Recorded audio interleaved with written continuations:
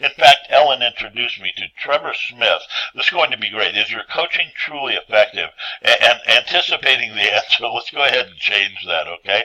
So you can click on that link at the bottom, or I'll give it to you later on, and it'll open at the end of the webinar. But we hope you can join us for those webinars and scan that webinar calendar for many more. Finally, the one we really want to call your attention to is September 14th, when Ellen is going to be back for one that's kind of built for sales teams, high persuasion presentation secrets. Well, Ellen, do you want to say anything about that before I move on and get this turned over to you? Well, this is the one I did yesterday, and I did it last Thursday. It's a presentation I do very often. And I know most of you are trainers, and I used to think that trainers didn't have to persuade. And the trainers on my list told me, no, you're wrong, Ellen, you're wrong, you're wrong. And they told me that they do have to persuade, because they have to persuade people that what they're teaching is important, and they have to persuade people to implement it. But this will be focused on people who do also want to sell as well.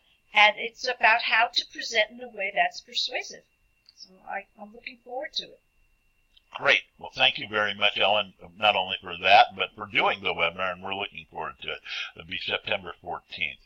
You can find the calendar of all the webinars by just going to trainingmagnetwork.com, clicking on the button on the right, calendar of free webinars, and to find this recording and all the other recordings, you can click Recorded Webinar Archive.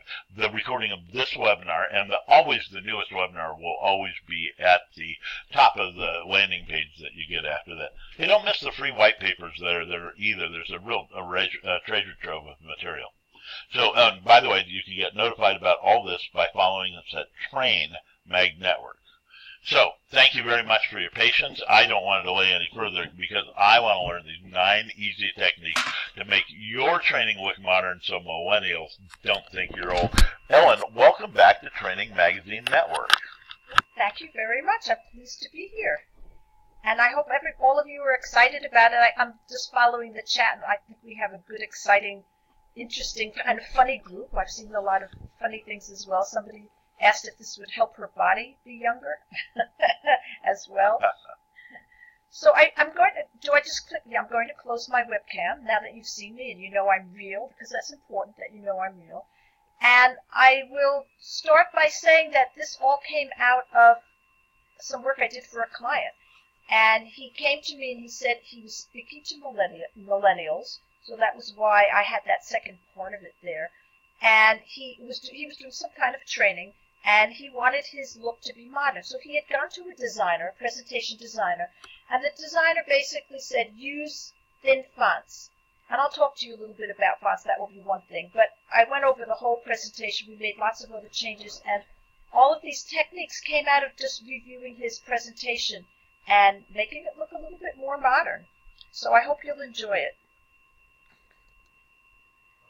Now, I'm going to actually, at the end, give you these slides. You can go to ellenhelps.me/modern and get them.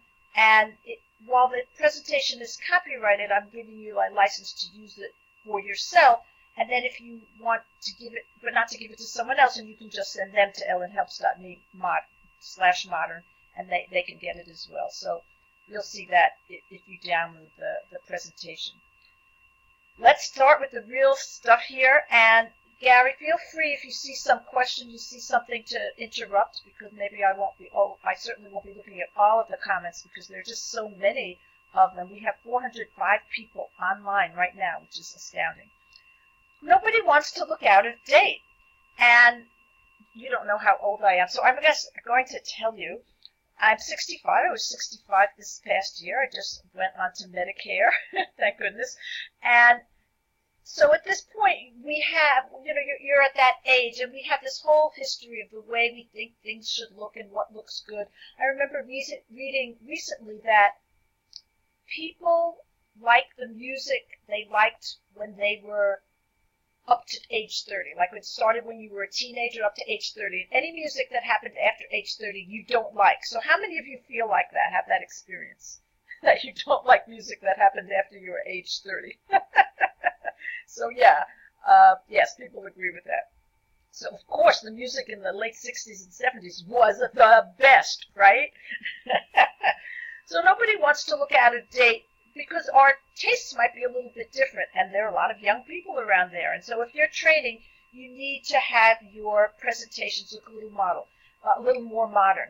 Now, I do want to emphasize that not everyone should be modern. So if your training is about quilting, you might want to look retro. And if you're a bank, you're doing training for a bank, maybe you want to look really traditional so that people think you're safe. So modern is only one style, but if that's the one you want, I'll give you some tips today for how to do it. And the thing that's important that you should know is I'm not a designer. I know many of you are not designers. And even if you're not a designer, you can create better slides with a little attention. So that I drew that, you can see that I'm not a designer, I'm not an artist. So I call myself artistically challenged. And so everything that I teach is something that anyone can do. And I did want to tell you a little bit of a story because it points out why anyone can design slides, even somebody who draws stick figures like that. In 2004, I had a gig writing an article quarterly for a magazine called Presentations Magazine. I don't know if anybody remembers it. It was a print magazine. It's no longer published. And I wrote an article called Creating Presentations Without Bullet Points, or something like that. It was a great topic. And in it I had a figure, a screenshot of a slide, and that didn't have any bullet points. And the next month, I opened up the magazine that came, and I looked at the letters to the editor, and somebody had written a letter that said, "How can you publish such a bad example of a slide? It has no focus. Please give us better examples." And this picture basically shows how I felt, because I was mortified, and I had already written a couple of books on PowerPoint with lots and lots of pictures of slides, and I thought, oh my, I am really in bad shape here. So what I did was I started going to a PowerPoint conference every year. I learned from the designers there. I read a lot of books. These are famous books in the presentation world. And Beyond Bullet Points by Cliff Atkinson, Presentation Zen by Gar Reynolds, and Slideology by Nancy Duarte. And the one that top right, not as famous, by Richard E. Mayer. He's a professor at the University of California, Davis, and it's about computer-based training, but really good, solid research about what helps people learn. So I read books like that. So as a result of all of that, I learned how to design slides. I became a PowerPoint MVP, which is a PowerPoint award, and I'm one of 14 PowerPoint MVPs. I mean, it's a Microsoft Awards. I'm one of 14 in the United States. And so I kind of figured it out eventually. So the first one I kind of mentioned already because this was what this client's designer had told him. You should use a thin font. Now, a thin font means that the stroke is thin, not that the width of the letters are thin. So a good example is Arial Narrow, which is what I'm using mostly for this presentation. And you can see how narrower it is compared to Arial Regular or Arial Black. Calibri is the default, and you see Calibri Light is even thinner. And those are the Tahoma and Verdana. And Verdana is a good example of something that's fairly thin, but it has a wide width of each letter, which makes it more readable. Serif fonts will tend to look more old-fashioned. Now, I think there's a reason for that. Times New Roman is the obvious one. It reminds us of the New York Times, the gray lady that now has color photos that still jar me when I see it. It's supposed to be black and white. But it's an older type of font, and traditionally it's considered that serif fonts are better for print and sans serif fonts are better for on-screen. And definitely using a serif font will make it look old-fashioned. So that's just one simple thing that anybody can do, and you can, if you're using PowerPoint, you can go into PowerPoint on the Design tab or in the, if you choose View and Slide Master, there also you can reset the fonts for the whole presentation, which is how I got the Arial Narrow. So that's a simple thing that you can do. So somebody is saying my company font is I guess Seago it's pronounced. I'm not sure what that's like. And so you might have company fonts, and those will have been chosen by a designer to give the look that they want for your company. And over a period of time, sometimes these things do get out of date, and we do have to redo the traditional design for the company font, the company colors, and everything like that, because over time, like I said, it gets out of date. So why do you want to do this, and why don't you want to do this? So the reason that, and several of the other things I'm going to talk to you about today have a similar reason for happening, that nowadays we're using smaller screens. So all of you, I'm sure, have a cell phone, and there's a lot less real estate on that phone. And so making bigger fonts uses more space. And so there's this tendency to have thinner fonts. Now that's why there's this tendency to use thinner fonts. And so why not use them? Well, they can be hard to read. So, especially for older people like me. So this is something that just totally frustrates me. So this is a screenshot of the keyboard on my phone when I'm typing.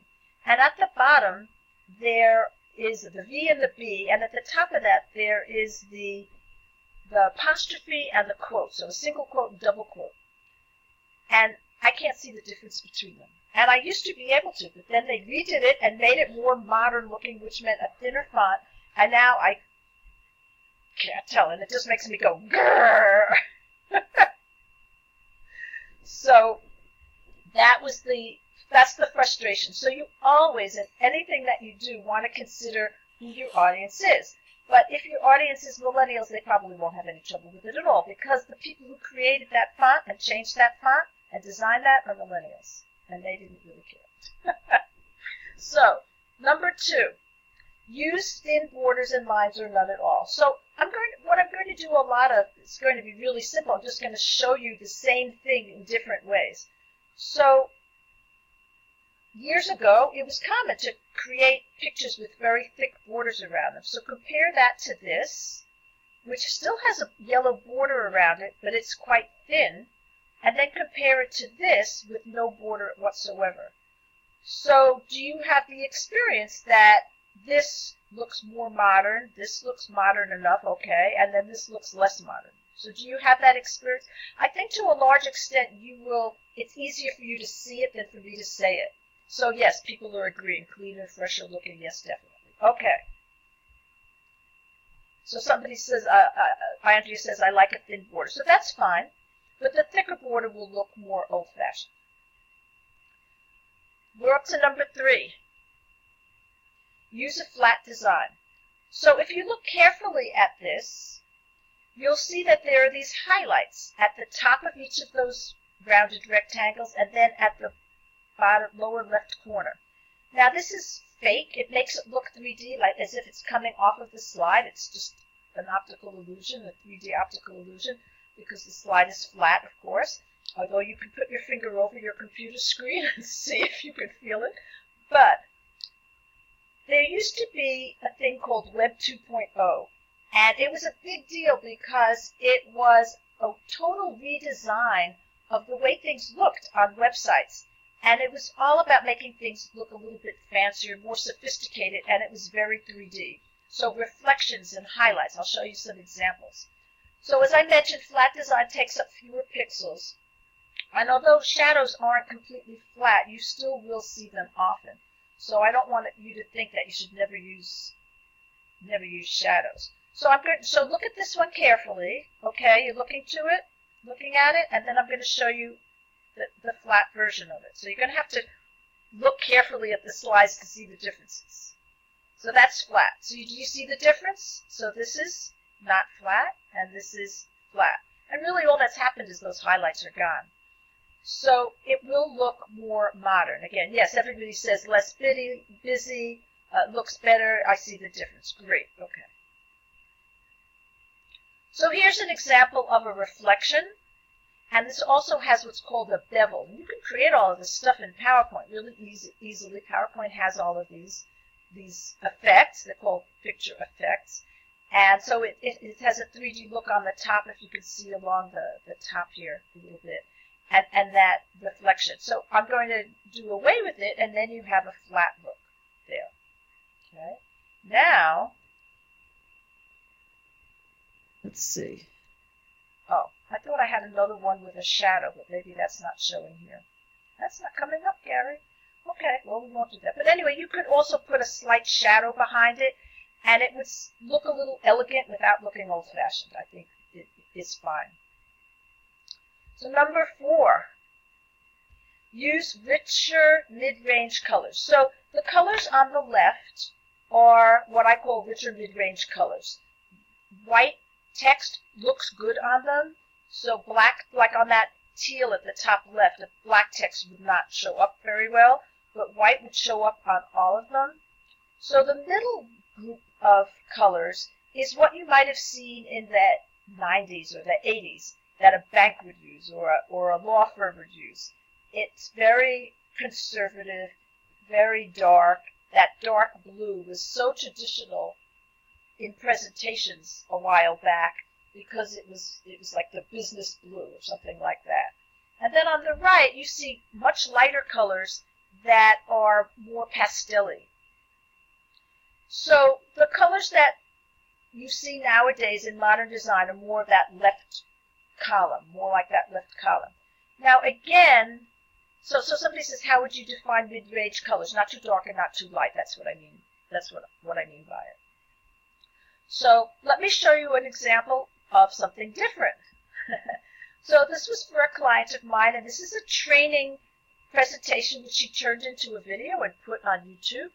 And I did it with more muted colors. And she got back to me and she said, no, it's wrong. People love their dogs. I need to have bright, cheerful colors. So we changed it. We made them more bright and cheerful. And you can see how those colors match the picture of that dog. It just looks so cute and so happy. So again, you need to consider who your audience is. Number 5, yeah, people like the dog. Number 5 is use lots of white space.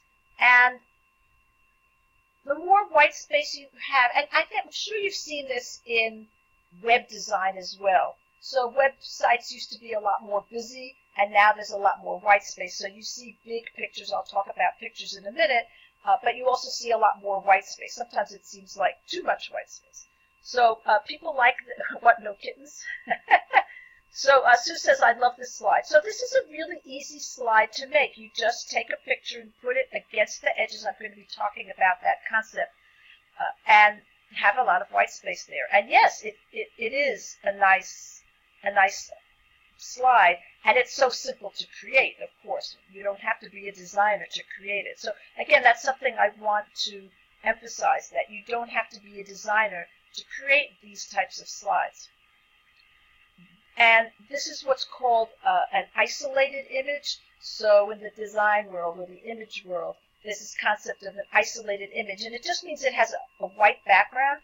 And in PowerPoint, it's very easy to remove that white background if you want, so that all you have is the image itself. Now on the white background slide, it doesn't really make any difference. But even if you have another type of background, you can make the edges around your topic, that plant, transparent, and so that would show through.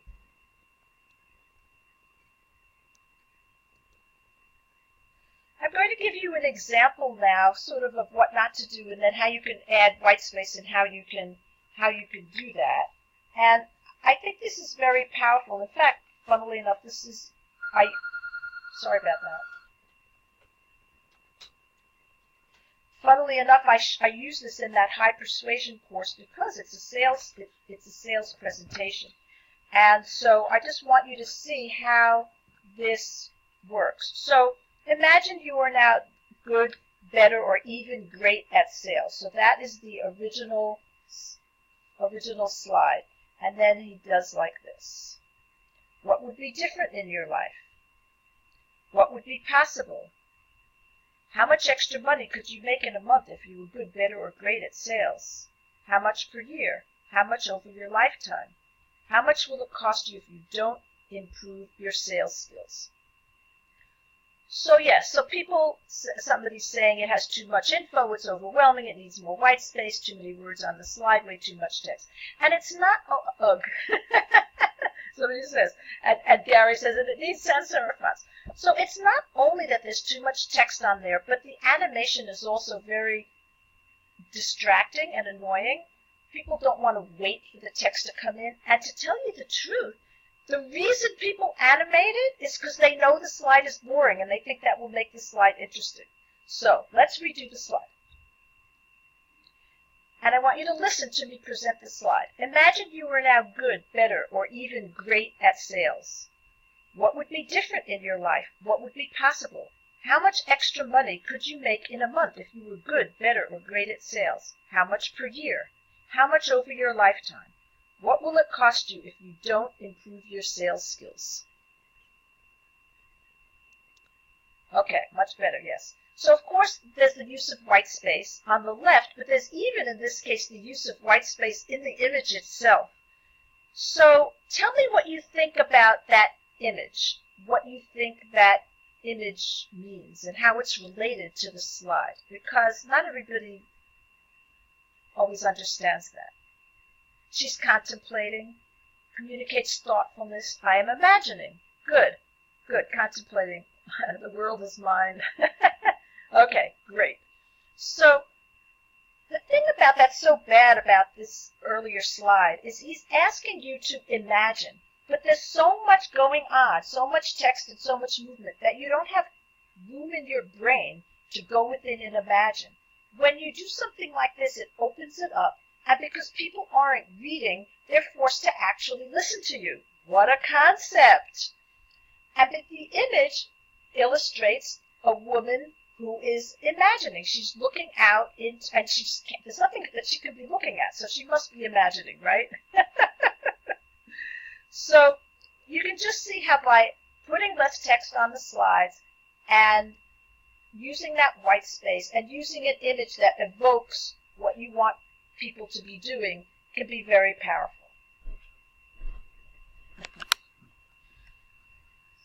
Number 6, use large images. So this look is what we sometimes call the postage stamp look, where there's not a lot of text on it. All images should have a purpose and don't decorate, but the images are really small, and so they lose their impact. So instead, you could divide this up into 2 slides, and one would look like this. This is not coming through very well, Gary. It's blotchy, and it shouldn't be. Maybe because I compressed the image. The original image was really nice. Anyway, just imagine it's a really nice image of that goal there. So all images should have a purpose: understanding, remembering, and persuasion. And then the second one is decoration just distracts. And that's a good example. I was talking to you about an isolated image, remember? So that's an isolated image. And I don't think it came that way. I think I had to remove the background. So do you see how by making your images big, you can see it here, those images have almost no impact whatsoever. People just kind of ignore them. But when you make it big, it has a big impact. It's just a natural thing. Okay? I'm going to show you how to choose the right images. I have something that I call the BEAR principle. And BEAR stands for big, arresting, relevant, and emotional. So let's go and do it. So here's a slide.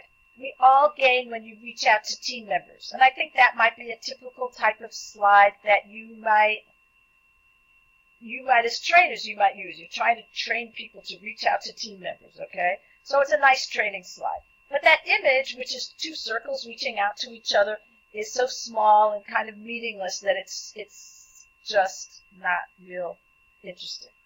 So somebody asked what BEAR means. It's big, arresting, relevant, and emotional. So let's go make it big. Let's start the first one. We just made them big. Can you see, just by taking that same sort of simple image and just making it big, immediately it's more interesting. It gets more of your attention. But it's not really arresting. So suppose we have an arresting image. Now that's an arresting image, isn't it? but it's not relevant because I hope that's not what you mean when you say we all gain when you reach out to team members, right? That's not like, oops, that wasn't what you meant. So you're not trying to, you want your images to be big and arresting, but they also have to be relevant. So here's an example of an image that's big. I think it's arresting because of the unusual perspective from the top. And it's relevant. It's all about people reaching out. Some of them are actually physically with their hands out, but they're all working together, right? So we all gain when you reach out to team members. So it's a nice, big, arresting, and relevant image. But it's not emotional. Now, I have to say that you don't want every image to be emotional, okay? You don't. But it does help.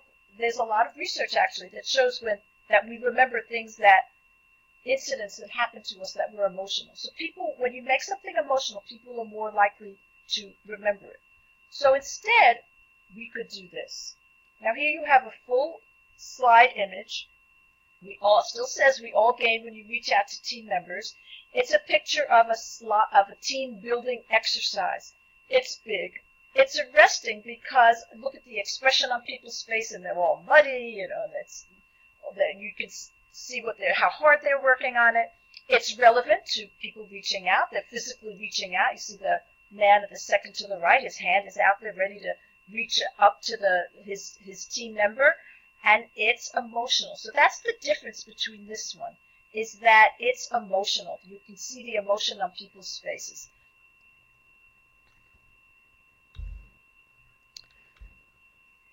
My seventh point is to use the edges of the slides for images. So here I call this the 3-side rule, and you don't always have to use it, but it will make your slides more modern looking. So here this image is touching 3 sides of the slide. Now compare this to this.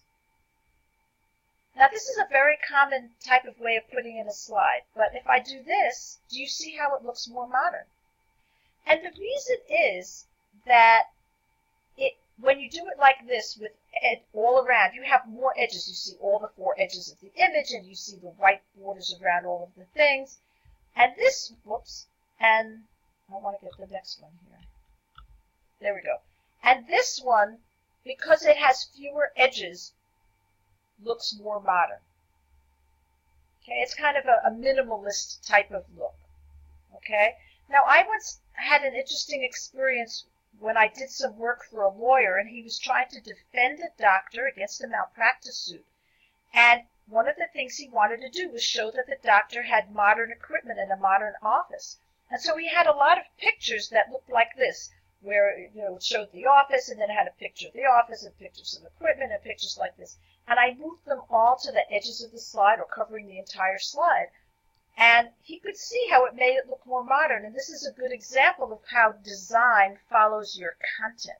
So if you want to give an impression of being modern, in this case in a law case, in a lawsuit, you can design your slides to look more modern and give that impression. So it's a little sneaky way to use looking modern. So here's another example that you see all the time. And instead you can do this. So you often have to crop the image to make it fit your slide, depending on whether you're using widescreen or a standard slide. But you can do this, and it doesn't have white space, right? So technically there is no white space, but nevertheless it will look modern because it's big and you have it touching all the edges of the slide.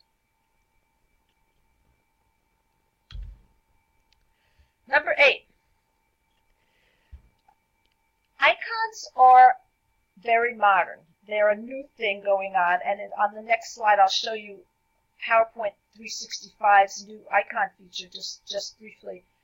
But you want your icons to look clean. So the ones on the left, you see how they have all these extraneous lines, and you see the ones on the right, how they have fewer lines? So they look more modern. So can you see that difference? So fewer lines, a cleaner look. And it's funny because in, let's say, the 1950s, which seems like such a long time ago, there, in architecture, there was a movement of modern design and modern furniture that was fewer lines and fewer corners and much smoother. So it's not like it's really all that old, but I think in presentations we're just catching up. So yeah, so icons is a great thing that you can use, but just make sure you choose the ones that have no extraneous lines, and it will look more modern. So if you have Office 365, and by that I mean the version of PowerPoint that you're, and Word and etc., that you're paying for monthly, you should have a new icon feature. You go onto the Insert tab and then you choose Icon. And you won't have this if you bought the one-time payment version, even if you have PowerPoint 2016. One of the nice things, my experience, about 20% of people have it now, Office 365. But one of the nice things about it is that they are putting in new features almost every month. It's pretty incredible. And one of them is this new icon feature. So I just put on some icons. They come in black, but you can recolor them. And so, again, you can see how the icons are very clean, very modern looking.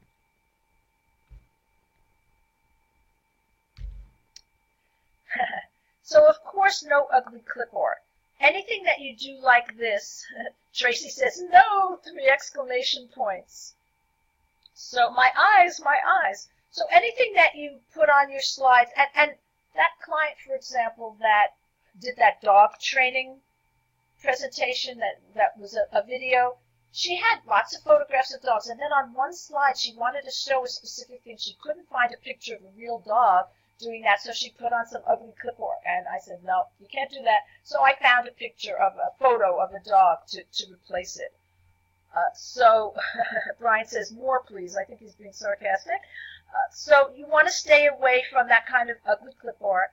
But another kind of corollary to that is that even if you're using all photos, you want them to have some coherence, some similar look. So if you look at photos, you'll see some are dark and some are light and some are isolated and some are not. And I often combine isolated and non-isolated images, but I try not to have dark ones and light ones. So you want them to look almost as if they came from a set. So do keep that in mind as much as possible to find photos that have some coherence among them. So we're up to the last one, and I think we'll just have time for lots and lots of questions. So I want you to minimize text. And I'm sure you've heard about this before, and certainly if you've ever heard me speak, you've heard me say it. But this is what's called death by PowerPoint, where you put all the text you're going to say on the slide and you read it, no matter how interesting your content. People will get bored. People can't easily read and listen at the same time, so they ignore you. So what happens is, and there's quite a bit of research about it, the fact that people can't read and listen at the same time. And so when you put up a slide, people start to read it, and while they're reading it, it means that they're not listening to you. Okay? So, and the thing is that they can read faster than you can speak. So they read through the whole slide, they're not listening to you, they stop reading, and then they turn their attention back to you, and then they hear that you're talking about stuff they already read, and so then they turn their attention away from you a second time and check their email, So it's really important not to put everything you're going to say on the slide. So the other point that I want you to know is that people hate it. So I have a colleague who does, his name is Dave Parody, maybe some of you are on his list, and he does a survey every 2 years of audiences and asks what they hate about presentations. And number one is always somebody getting up and reading the slides. So, and the reason people don't like it is because it creates this uncomfortable experience of being in the audience. I'm sure you've experienced it as an audience member yourself, where you want to read ahead because all the words are up there, but you want to listen to the presenter, and the only way you could really do that is to not read the slide, but it's up there, and you want to read through quickly. It just creates an unpleasant experience. So it's really valuable to find ways to not put everything you're going to say on the slide. As little text as possible. Now there's a sea change going on, and the sea change is, I'm sure you've all noticed it, from text to images. So you've seen it on social media, you see it YouTube, and part of the reason for all of this is more bandwidth online. So we can put up pictures. I don't know how many of you, I told you how old I am. Well, I remember when the internet was text only. So maybe some of you remember that too. But and you know, the dial-up modem just couldn't take pictures. It was too much data. So people say, yes, I do. Oh, somebody says I plead the fifth. Okay. So but nowadays it's all about images and video. So and young people, we're talking about, you know, if you're presenting to millennials, they don't remember a time when there were no images. They do not remember that. So I'm seeing lots and lots of funny comments on the chat here. So because they don't remember it, you have to use images as much as possible. You just have to do that. And so you have to find ways to use images in this instead.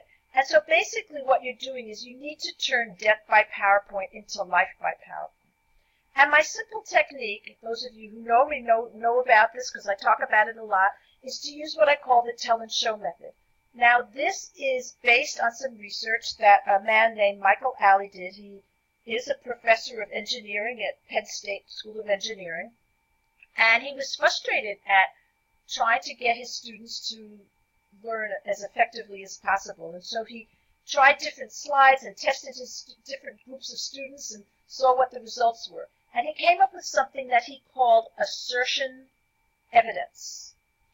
And what that meant was that you make an assertion on the slide and then you show the evidence for it.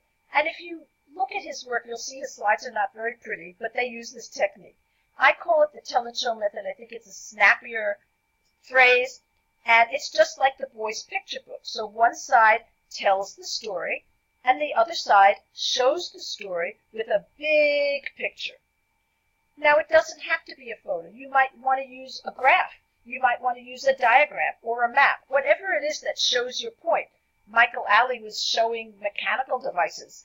So whatever it is, but you tell it and you show it. And one of the points behind this that is maybe a little more subtle is that you actually say the point that you want people to get. So, for example, if you're doing a presentation and you're talking about third quarter sales, you don't have a title at the top that says third quarter sales. Instead, and then a graph that shows what the sales were. Instead, you help people out so they don't have to figure out the graph. They immediately know what you want to say. And this is so important for education. So what you do is you say, third quarter sales were up 5%, because that's what the graph says. But they can just read it in an instant and immediately know it. So if the point that you're saying is, so I could have just said tell and show method on this slide, but by saying use the tell and show method, I'm actually making a statement, making an assertion, something that you should do.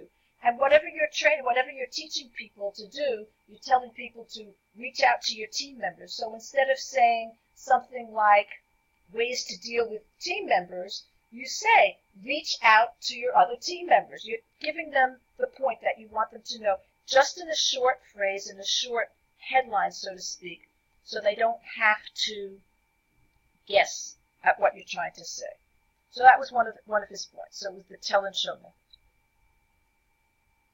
A corollary is to put one point on a slide. Now, you're not always going to be able to do this, I guarantee you. But as much as possible, spread things out onto more slides, and that allows you more room. Remember, I showed you that example with the images, with the dart goal and the dartboard and that posy made out of whatever it was, cloth or something like that. So when they're small, you can fit them both on one slide, but if you make them big, you end up putting one point on a slide. And this helps with not overloading short-term memory, which is a limiting point for what people can understand and remember. So you overload people And there's another principle called chunking that, if you're familiar with website writing, it's a standard concept that we chunk things, we break things up into little pieces. So the same kind of concept. The conclusion is you don't put what you say on the slide, and you don't make people read and listen at the same time. So I'd really like to hear if some of you have some, because when I say this, people say, well, what do I do in its place, or where do I put the text, or how do I know what to say? So I'd like to hear your questions on that, actually. So just a continuation of this is to just say no to bullets. So on the left you have the bullets, and on the right is something called SmartArt. It is extremely easy to do that. All you do is click inside the bullets, and on the Home tab, click Convert to SmartArt, and you have some choices. I'll show you some choices here. But can you see how the one on the right looks more modern than the one on the left? Everybody see that? Yes? Yes, okay. So let's look at some other options. Here, just another layout of SmartArt. And here's another, this SmartArt that you see here on the left. It's so subtle, I really like it. And you can then put an image on the right. You can almost always do that. So again, using the tell and show method. And it's so easy to do, anyone can do it. Okay, so before I summarize, it's time for questions. Can you comment on technical training suggestions? For example, when you have to walk people through statistical analysis techniques or steps to take in a software program. That's a great question, Harry. And in that case, you'll probably be showing them screenshots. And so that's the show. You are showing them. Now, I remember once having a math teacher say, well, my equations, I have to put the equations on the slide. And I said to her, you're showing them. You don't think of it as, that's not what's telling them, you're showing them. So sometimes code or equations or the way you show people things. So you don't just tell them, have the text on, you can imagine like the quadratic equation, and you could write out all of the words, and you could say, x equals, and then you say, and then whatever it is, writing out the square root of, for example. You would never write it out. You just show the equation. And so that is your show piece. Let's see, other questions. How do you apply this when execs always ask for one-pagers with everything on it? So this question that you're asking is a very common question when you're creating a presentation for somebody else. And hopefully you can have a discussion with them. So, one thing that you can do is show them a before and after. Now, if they want everything on one page, then they shouldn't put that up on a screen. That might be just their notes. But you can explain to people that when you show a lot of text on a screen, people will read it and they won't listen to you. And that executive wants people to listen to him or her. And so that's kind of how you can appeal to their self-interest of showing them. And some of this research, by the way, has been used to justify laws that disallow the use of cell phones while you're driving. So I know New York and California, for example, it's not only that you can't hold it, you can't use a cell phone, and that's because you're listening and you're supposed to be looking at the road, and it's a conflict. It doesn't work. So there's quite a bit of research about it, and all presenters want people to listen to them. So that's just one possible thing. So Victoria says, what is your take on handouts alongside the PowerPoint? We use the PowerPoint notes, which I hate. So I guess I need to know why you hate the PowerPoint notes. And I'm not sure what you mean by alongside. So very often, if you hand people the text in like the physical handout printed, or maybe it's online and they can go into their phone and follow with all of the notes, they will be reading and not listening to you. So I usually recommend handouts, giving them the handout afterwards. And you can tell them, you're going to have the handout afterwards, so you don't have to take copious notes, you can just listen to me. Now, students, it often helps them when they take notes, but even so, you can let them take notes and then give them your notes afterwards. So, and one of the things you can do is put your text in the notes pages and then print out or make a PDF of what's called notes pages, where they see the slide and then they see the notes. And there's another way of doing it, of publishing it, sending it to Microsoft Word, where it creates a table or a picture of the slide and the notes a picture. And that's more flexible because it's just a Word document and you can change the width of the columns and everything like that. So that's what I would recommend. Linda says, how do you get some flexibility in SmartArt for when it doesn't, what does it mean to ungroup it twice? Yes, so SmartArt is, when you create SmartArt, it's one object. You can click individual objects inside it and make some adjustments to them like you can with any grouped object. But if you can't get it to do what you want, I actually highly recommend using SmartArt, setting the colors. Within SmartArt, you can go to the design tab, the SmartArt Tools Design tab, and then choose colors and change the colors and change all of these other things. And when you have it as close as possible, but it's still not just what you want, you can ungroup it twice. So what you do is you click it and right-click and choose ungroup, and you do it a second time, because the first time it's still one object. So to get it all its individual objects, you just need to do that process twice. And then you will have individual rectangles or whatever it is. On the one that you see here, it will be a text box and a line. If I go back to here, if I were to ungroup it, it would just be 4 squares with text on it. And then I could move them around as much as I wanted to, any way I want. So you just get more flexibility when you do that. But it's easier for you to do as much as possible while it's still SmartArt before you ungroup it.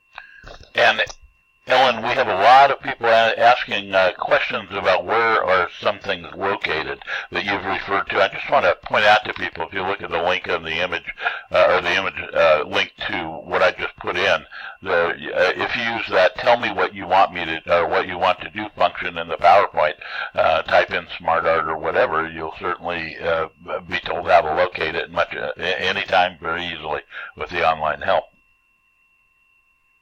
Right. And SmartArt is just on the Home tab. You just select the SmartArt, and on the Home tab you click Convert to SmartArt. It's right there in front of you. So that's a very easy one to find.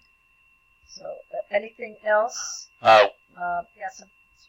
Well, we had a lot of questions earlier on, a lot of commentary, I guess, about the border. And just like in this slide that you're showing right there, people are saying, but you used a thick border here. And I wondered if you want to draw a distinction between that and what you're showing in terms of borders.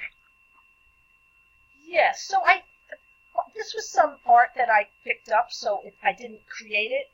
And I would not consider that a border. I would consider that the fill. So I don't think there's a border around the edge of it at all. Maybe it's hard for me to tell. If there is, it's very, very thin, around the edges of the hand and around the inside and the outside of the circle. But this is just some clip art that I found. I think I looked up at No or something like that. Yeah. So and also in this case, I want it to be, I made it red. I really want you to see this. Just say no. So I want it to be screaming at you a little bit. That's my purpose in there. So Doug says, where to find good images that are inexpensive or free? So I have 2 websites that I think will help you. One of them is Pixabay.com, Pixabay.com. And it's all free, all in the public domain, which is really nice because you don't have to give attribution to it. So another one that I like that's not free, but inexpensive, is StockUnlimited.com.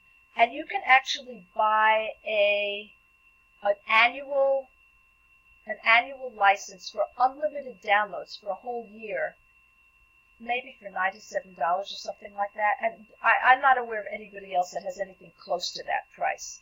So I use that every day, multiple times a day, and it's just so cheap. So what about copyright concerns for images? So that's why Pixabay, I mentioned, is so nice, because everything is in the public domain. You don't have to worry about that. And the one that I mentioned, Stock Unlimited, you have a license. You bought a license, and so therefore you don't have to worry about copyright. Yeah. So the one thing that you should not do is just do a Google search and find, and pick anything that you find, because almost everything is copyrighted. There's another nice source for free images, which is Wikimedia Commons. Those have various licenses, so you have to really check the license carefully. You will need to give attribution, which means a little text box at the bottom of the slide where you got it from, and they tell you what to put in that text box. So if that's okay for you, you can find some nice things there as well. So those are I would say, the best ones. But there are lots of them. There's a huge number. Yeah, so people are putting up some different options there. So, yeah, so the difference is, by the way, that if you want, at Pixabay.com, it's not only copyright. There's another issue, and that has to do with a model release. So if a picture has a recognizable face, there should be a model release form signed by the person. And so at Pixabay, for the most part, you won't find pictures of people with recognizable faces. Sometimes you do, but usually you won't. And so it's great for things like this, or great if I want to do anything related to science. I want a picture of a galaxy, or a picture of some scientific vials or something like that. I would go to Pixabay, and I would actually have a better selection than I would at Stock Unlimited. But if I want business-oriented pictures with people in them, then I go to Stock Unlimited. So it just depends what kind of pictures that you want. So Tracy says, great presentation. Thank you for sharing. Wish you could teach this to tech companies who want only 10 slides with all the text and ideas and graphs on every slide from top to bottom. So I've heard of this type of concept quite a bit. And so here's an example. I did some work for a company who is a manufacturing company, and they sell to Walmart and big box stores. And they go into this big room hundreds of buyers are in there, and they sit in front of there's no place, they can't present anything on a screen. They have to hand a physical piece of paper to this buyer.